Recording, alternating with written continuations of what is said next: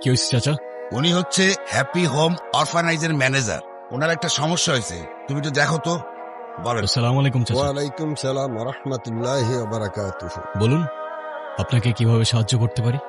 বাবা, আমি একটা এতিমখানার দায়িত্ব নিয়ে আছি, দেখাশোনা করি।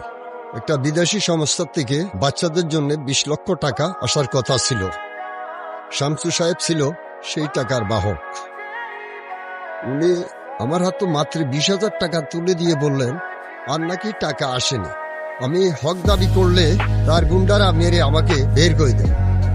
বাবা বাবা, এতিমখানার বাচ্চাগুলা না খেয়ে আছে বাবা। বাচ্চাগুলার কালকে যে আমি খাওয়ান দিব বাবা, সেই খাওয়ানোর পয়সাটা আমার কাছে নাই বাবা, তুমি একটু ব্যবস্থা করো।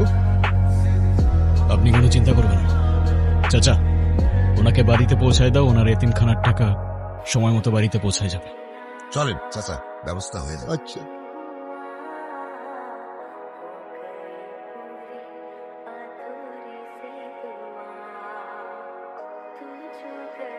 কিরে ভাই, কার পারমিশন লয়ে তুই ভিতরে ঢুকলি? এখানে তোর কি কাজ?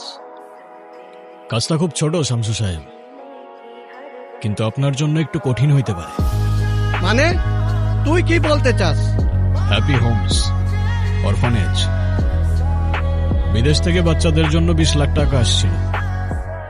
অরফানেজের ম্যানেজারকে 20,000 টাকা দেওয়ার পর বাকি টাকা আপনার কাছেই রেখে দিলেন। সেই টাকা চাইলে তার গায়ে হাত পর্যন্ত তুলছেন।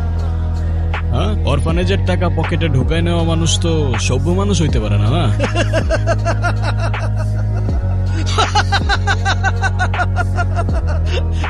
তুই টাকা ফেরত নিতে এসেছিস? তুই কে? তোকে আমি কৈফিয়ত দিব কেন? একটা জং ধরা ভাঙ্গাচোরা গাড়ি আর 4-5টা ছেলে নিয়ে এসে লোহগড়া গ্যাংস্টার সাজতে চাস না? এতিমখানার ম্যানেজার অর্থাৎ গনি মিয়া আমার কাছে আসছিল সাহায্যের জন্য। তাই আমার অনুরোধ থাকবে, তার কাছে গিয়ে ক্ষমা চাইবেন আর এতিমখানার বাকি 19,80,000 টাকা ফেরত দিয়ে দিবেন। আমি কামরুন জামান ভাইয়ের লোক। তুই ভয় পাচ্ছিস না? আমি জানতাম তুই ভয় পাবি। তোকে আমি 1 টাকাও দেব না। যা পারিস করিস, এখান থেকে চলে যা।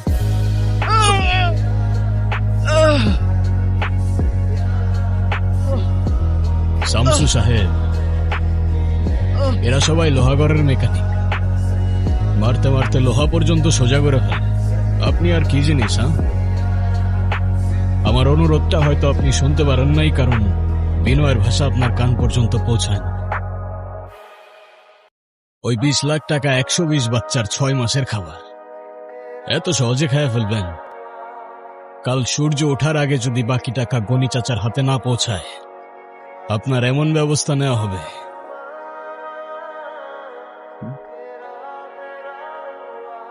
দাঁড়াও তো মা। হ্যালো, আসসালামু আলাইকুম। ওয়ালাইকুম আসসালাম। আজান সাহেব, আমার নাম কামরুজ্জামান। চিনতে পেরেছেন নাকি নতুন করে পরিচয় দিতে হবে? বলুন।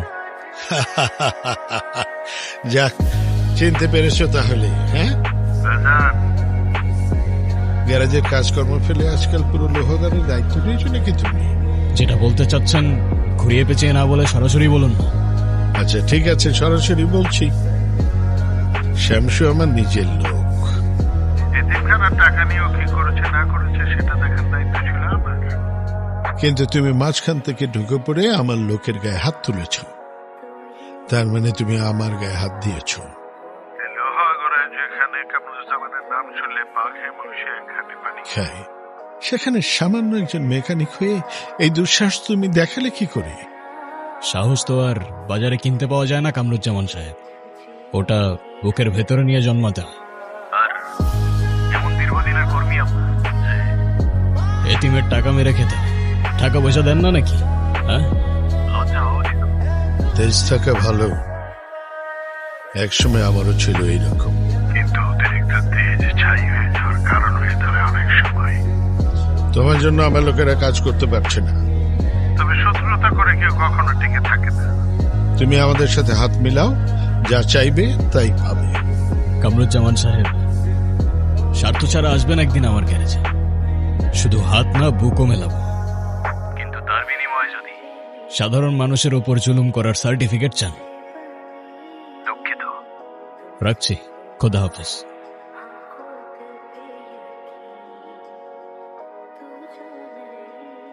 আজান বাবা, হুম? কার সাথে এত রেগে রেগে কথা বললি?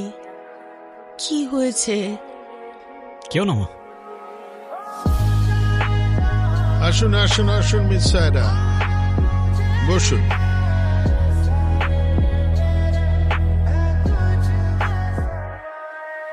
চা না কফি? নাথিং। তো বলুন আমাকে কেন ডেকেছেন? আপনি তো এই শহরে ক্রাইম এবং ক্রিমিনাল খুঁজে বেড়াচ্ছেন, তাই না? আপনার এই যে ইনভেস্টিগেটিভ জার্নালিজম, এই সাহসকে আমি স্যালুট করি। কিন্তু এইসব ছোটখাটো চোর ছেচোর ধরে কি বড় খবর পাওয়া যাবে? কামরুজ্জামান সাহেব, আমি সত্যের পথে কাজ করি। সত্য বড় হোক কিংবা ছোট, সেটা প্রকাশ করাই আমার কাজ। কিন্তু আপনি আমাকে বলুন, এই ছবির লোকটাকে? ওর নাম আজান, নামে মেকানিক। কিন্তু এই মেকানিক নামের আড়ালে ওই এই শহরের সবচেয়ে বড় মাফিয়া। চাঁদাবাজি, অস্ত্রবাজি সবকিছুই চলে ওর ইশারায় এই শহরে। লোহাগড় আয়রন ওয়ার্কশপ নামে ওর একটা ওয়ার্কশপ আছে। এই ওয়ার্কশপ নামের আড়ালে ও সবকিছু করে। সবাই সবকিছু জানে, কিন্তু কেউ কিছু বলে না। আচ্ছা, তো এখানে আমি কি করতে পারি? এই শহরটা হচ্ছে আমার নিজের সন্তানের মতো। আমি আমার শহরকে সন্ত্রাস মুক্ত করতে চাই, কিন্তু আমার কাছে তো ক্যামেরার শক্তি নেই। সেটা আপনার কাছে আছে। আপনার যা সাহায্য লাগে আমি করব। টাকা পয়সা, ইনফরমেশন, সিকিউরিটি সবকিছু আমার লোকজন আপনাকে পৌঁছে দেবে। আপনি শুধু প্রমাণ বের করুন আর ওর মুখোশটা খুলে দিন। স্যার, আমি কারো পক্ষ হয়ে কাজ করি না। তবে আপনার অভিযোগ যদি সত্যি হয়, তাহলে আপনাকে কথা দিচ্ছি, এই লোহাগড়ের মানুষ এই মাফিয়ার আসল চেহারা দেখবে। কথা দিচ্ছি। আমি জানি আপনি পারবেন। Thank you so much.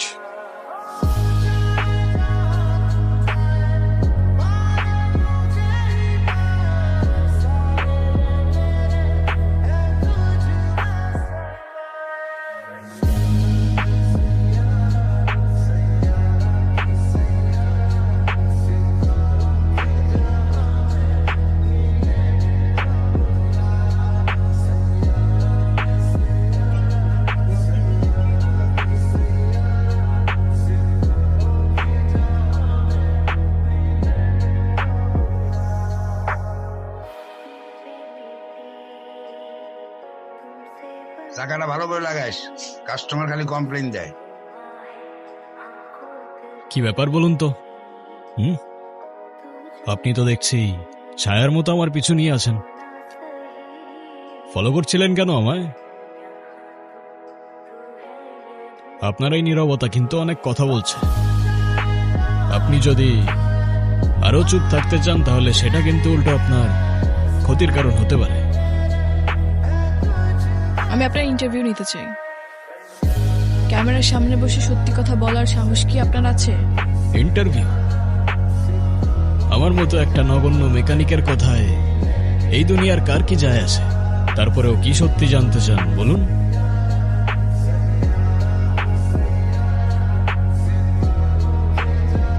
আপনার এই গ্যাংস্টার বা মাফিয়াগিরির কাজ কতদিন ধরে চলছে?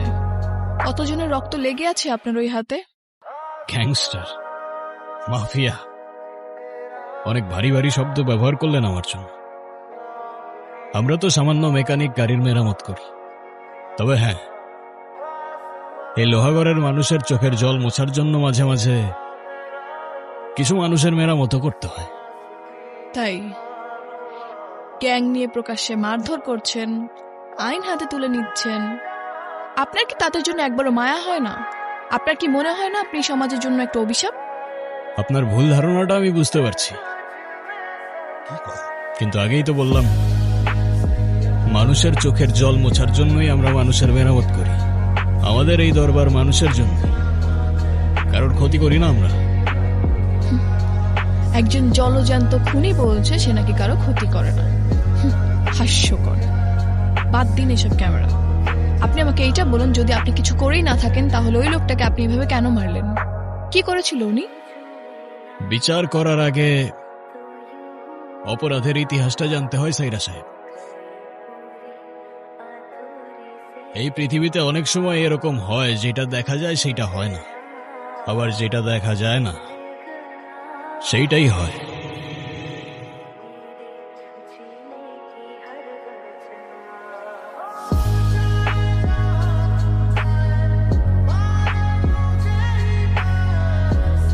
আজান, আজান,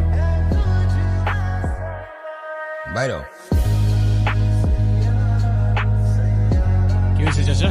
আজান, ওনার জামাই খালি মাইট দূর করে, দিন রাত নেশা করে থাকে। আপনি বলেন।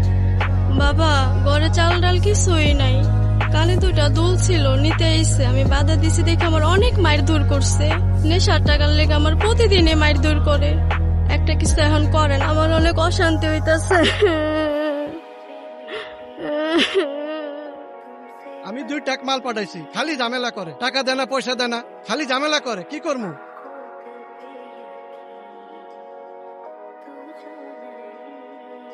হ্যাঁ জি দিমু। এই হ্যাঁ ভাই। নাম কি? কাশেম। কে লেগা?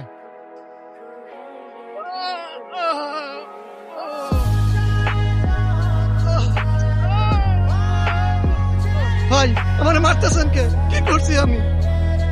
এই নিজের বউয়ের গায়ে হাত তুলতে তোর হাত কাঁপে না? ও আপনাদের কাছে বিচার দিছে? হ্যাঁ, ও আমার বউ, আমি মারিয়ার দড়ি, এ আমার ব্যাপার।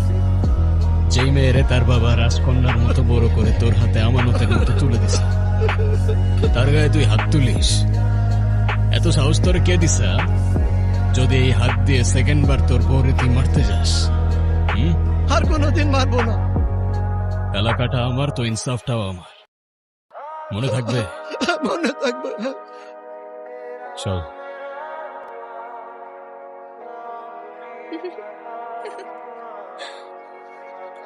চিত্রনাট্যটা মন্দ নয়, আবেগ, ইনসাফ আর মহানুভবতা সবকিছুই একদম নিখুঁত।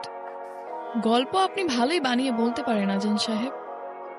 জানেন তো, সাংবাদিকতায় এরকম অনেক অপরাধী দেখেছি যারা নিজেদেরকে হিরো মনে করে, আর এইরকম এক একটা মন গড়া জাস্টিফিকেশন দেয়। সত্যিটাকে যদি আপনি গল্প মনে করেন সাইরা সাহেব, তাহলে গল্পটাই সত্যি। দিন শেষে আমরা সবাই তো এক একটা গল্পের চরিত্র। কেউ শিকারী সাজে, আবার কেউ শিকার হতে হতে একদিন নিজেই শিকারী হয়ে ওঠে।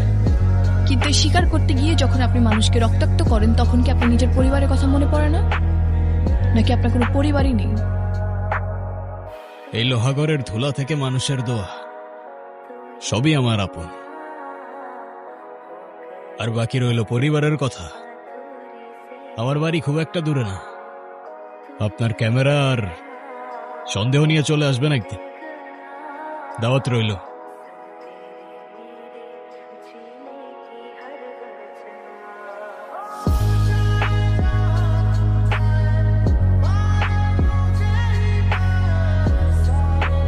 আসেন আসেন আপা, ভেতরে আসেন। অনেকদিন বাঁচবেন আপনি। মাকে আপনার কথাই বলছিলাম আর আপনি চলে এলেন। আমার মা। আন্টি আসসালামু আলাইকুম। ওয়ালাইকুম আসসালাম। বসো মা, বসো। বাহ, তুমি দেখতে তো খুব মিষ্টি। নাম কি তোমার মা? আন্টি আমি সায়রা। আপনি কেমন আছেন? আপনার শরীর সুস্থ তো? আমি আছি। একটা স্টেশনে বসে আছি, জীবনের শেষ ট্রেনটা কখন আসবে সেই অপেক্ষায় আছি। এই মা, কি বলছো তুমি? হ্যাঁ ভাইজান, আপনি না থাকলেও আম্মা এইসবই বলে খালি। ওরে বাপরে, কত নালিশ। আচ্ছা ঠিক আছে, আর বলবো না। মা, এখন বলো তো, তোমাদের দুজনের পরিচয় কবে থেকে, কিভাবে হলো? আন্টি আমি সাংবাদিক মা। তোমার ছেলে যে পুরো শহর জুড়ে অশান্তি করে বেড়ায়, সেটা নিয়ে উনি তদন্ত করতে চায়। তোমার ছেলেকে নিয়ে বড় একটা রিপোর্ট বানানোর ইচ্ছা তার। হ্যাঁ, কি বলেন ভাইজান? হ্যাঁ, মানে আমার ছেলে কি কিছু করেছে? বড় সড়ো তদন্ত হবে, মানে কি কোনো সমস্যা?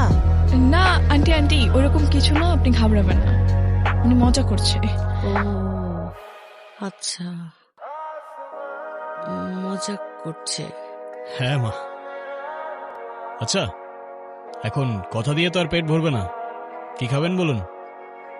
আপনারা এখন রান্না বান্না করবেন? না না, এত কষ্ট করার কোনো দরকার নেই। আরে কিসের ঝামেলা আপা, আগুন দিয়ে রান্না করব, গরম গরম পরিবেশন করব, কি বলেন আম্মাজান? একদম ঠিক আছে, তুই রান্না কর। এখন কে কি খাবা তাই বলো। মাটন বিরিয়ানি। চল রে আলী, আজকে লোহাগড়ের 1 নম্বরের মাটন বিরিয়ানি বানাতে হবে। চলুন ভাইজান। চল।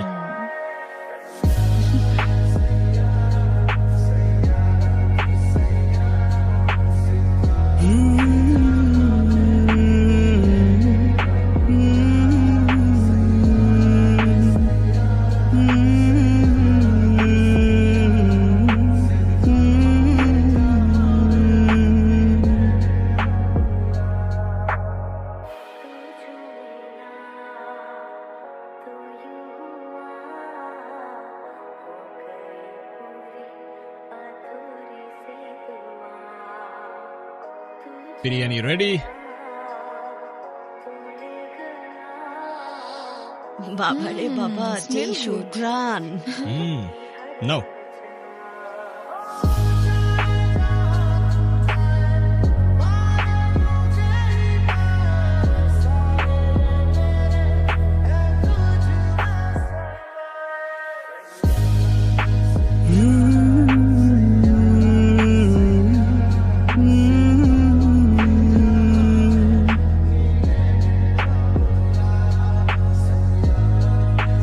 এরকম একটা মানুষের ব্যাপারে কেউ খারাপ কি করে বলতে পারে?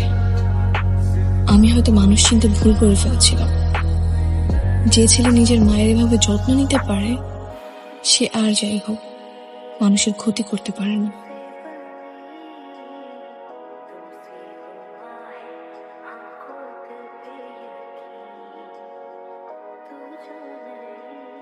কেমন লাগছে এখন? তুই আমার কোলে থাকলে আমার সব সময় অনেক শান্তি লাগে। আজান, আজকে যে মেয়েটা এলো, মেয়েটাকে আমার খুব ভালো লেগেছে। মনে হয়েছে মেয়েটা খুব লক্ষ্মী মানুষ। তোর যদি কোনো আপত্তি না থাকে তাহলে মেয়েটার সাথে তোর বিয়ের কথাবার্তা আগাই। আরে মা কি বলো, ওর সাথে তো পরিচয়ই কয়েকদিন হলো, এরকম কিছু না। না, মেয়েটাকে দেখে না খুব আপন লাগলো, বুঝলি? তোর কাছে ভালো লাগেনি? জানি না মা, তোমার কি মনে হয় মা? মায়ের কাছে লুকাচ্ছিস?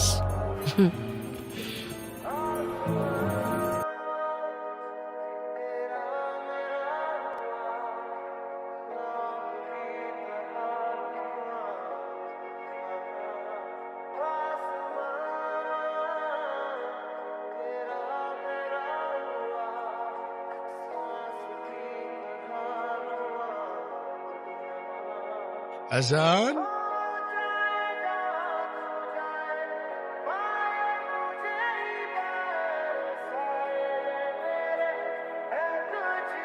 তোমার মতো একটা ছেলে এই ধুলো বালি মাখা গ্যারেজে, তোমাকে দেখে আমার খুব মায়া লাগছে।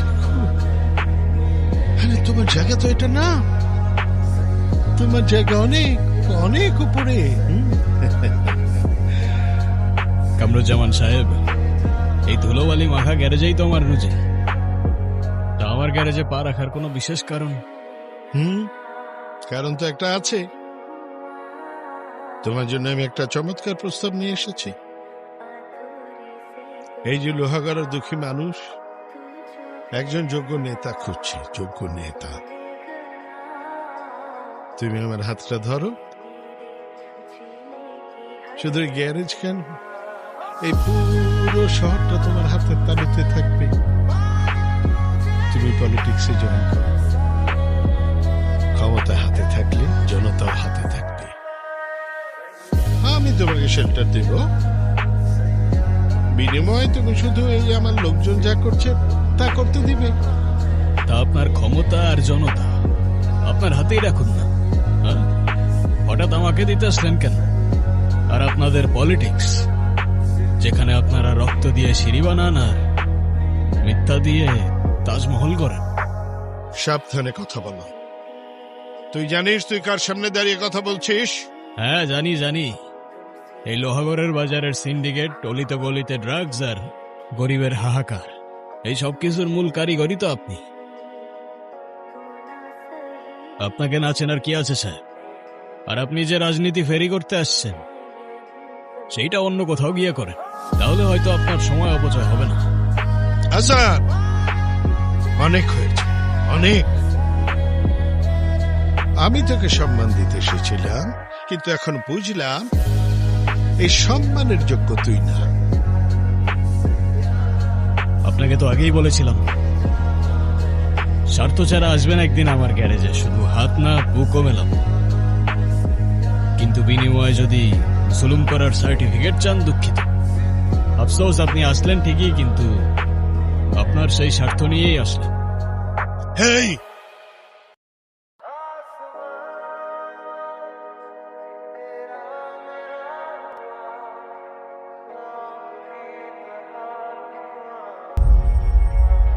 আসসালামু আলাইকুম স্যার। ওয়ালাইকুম আসসালাম। স্যার, আমাকে ডাকার কোনো বিশেষ কারণ? কারণ তো অবশ্যই আছে, না ডেকে আর উপায় কি? বসুন। শুনেছি আপনি গ্যারেজে কাজ করার পাশাপাশি মানুষের সঙ্গে নাকি অনেক ঝামেলা জড়াচ্ছেন। আপনার জন্য মানুষের অনেক সমস্যা হচ্ছে। ঠিক কাদের সমস্যা হয় সেটা বললে বুঝতে একটু সুবিধা হতো স্যার। আমি শুনেছি আপনার জন্য এই শহরে অনেক ক্রাইম রেট বেড়েছে। আপনি হয়তো ভুল ইনফরমেশন পেয়েছেন স্যার, কিংবা যার থেকে ইনফরমেশন পেয়েছেন তাকে বলবেন প্রমাণ সহ সামনে আসতে, তাহলেই সবকিছু ক্লিয়ার হয়ে যাবে ইনশাল্লাহ। এই ন্যায় অন্যায় ডিসাইড করার আপনি কে? আপনি কেন আইন নিজের হাতে তুলে নিচ্ছেন? আমরা কেন আছি এখানে? আইন, আপনি ঠিকই বলেছেন স্যার, আইন নিজের হাতে নেবার আমি কে?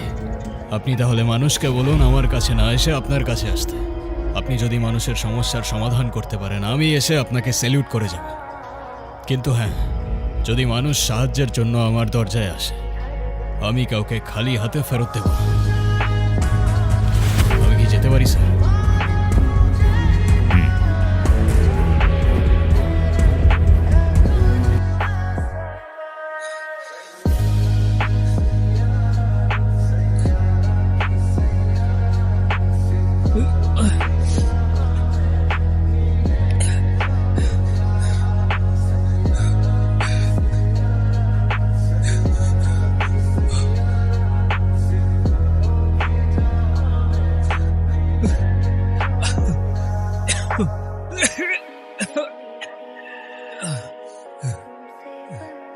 আজান, আজান তুই কিন্তু ভুল করতেছস।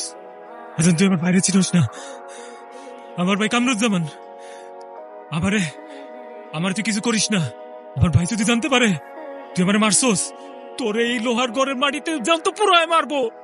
কামরুজ্জামান তাকদির লেখে না কামাল, তাকদির লেখে উপরওয়ালা। আর এই লোহাগড়ের মা বোনের ইজ্জতের দিকে কেউ চোখ তুলে তাকালে ইনসাফ এই লোহাগড়ের মাটিতেই হবে। আজান, আজান তুই কিন্তু ভুল করতেছিস। আজান, আজান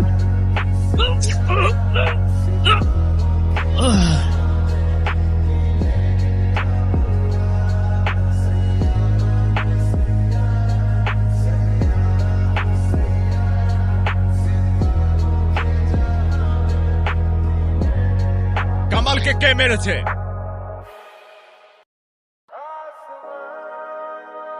এই নৃশংসতা কে করেছে? কেউ দেখেননি? কামালকে কে মেরেছে? উত্তর দিচ্ছেন না কেন? এই আপনারা কেউ দেখেছেন কে মেরেছে ওকে? এই লোহা গড়াই আইন নিয়ে কি তামাশা হচ্ছে? কে মেরেছে কামালকে? দিনে দুপুরে একটা মানুষকে বাজারে মেরে ফেললো। স্যার, আমি মারছি। তুমি মারছো? স্যার, আমি মারছি। স্যার, ওরা কেউ কিচ্ছু করে নাই, ওরে তো আমি মারছি। আমি মারছি।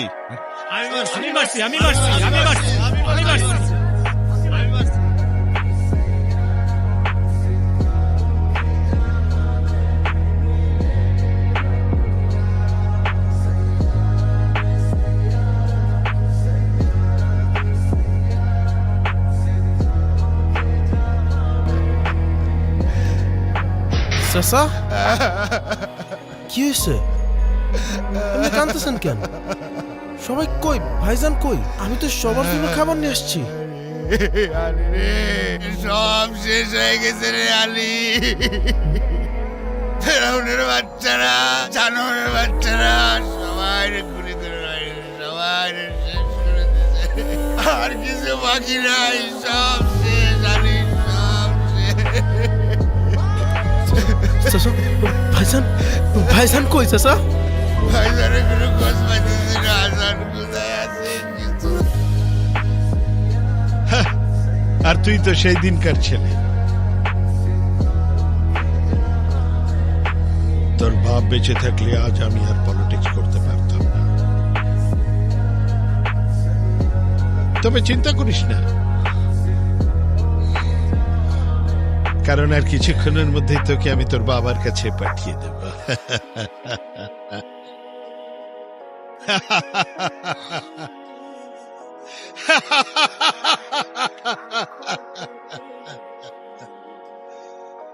হ্যালো স্যার, ফুটেজ পাঠাচ্ছি।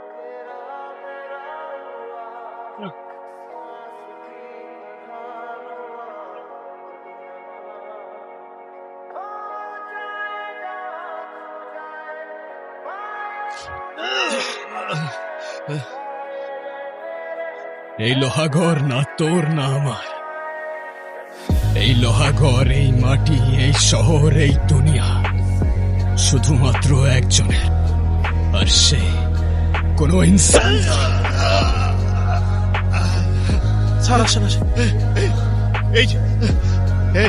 এই যে দরগা সাহেব, এই যে আমার ছোট মেয়ের হত্যাকারী। অভিনয় করে আর লাভ নেই। আপনার অভিনয় আপনি ছাড়া দেশবাসী দেখছে। মানে কি?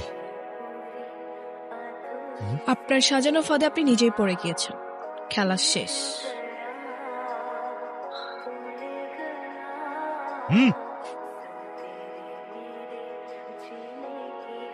এই চলো সবাই।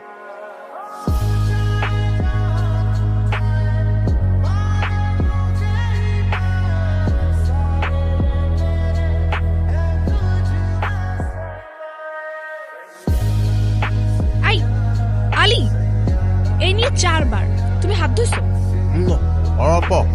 চেক না করলে বুঝবো কেমন অবশ্যই হয়েছে কিনা। তোমার চেক করতে হবে না, তুমি খাবার টেবিলে চেক করো। সোসা কিরে আলী, হলো আর কতক্ষণ? আপনার ভাইকে জিজ্ঞেস করেন, ও যে শুরু করেছে বিরিয়ানি তো টেবিল পর্যন্ত পৌঁছাবে না, এখানেই শেষ করে ফেলবে। আহা, ছেলেটা একটু খাইতে যাচ্ছে, খাক না। যেভাবে বিরিয়ানি নিয়ে হিসাব করছেন মনে হচ্ছে রীতিমতো ইনভেস্টিগেশন করতেছে না? শতক রিপোর্টার মানুষ তো। আজান, মেয়েটাকে খ্যাপাস না তো, কত কষ্ট করে মেয়েটা রান্না করলো। দেখেন আপনার ভাইয়ের অবস্থা, ছোচা একটা। এই আলী, আবার আরে এই আমি কিন্তু সবাইকে বলে রাখছি, হ্যাঁ, সাংবাদিকের বিরিয়ানি খেয়ে যদি কালকে সবার ব্রেকিং নিউজ হয়ে যায় আমি কিন্তু দায়ী না। ভাইজান কথা কিন্তু সত্য। কথা মোটেও সত্য না।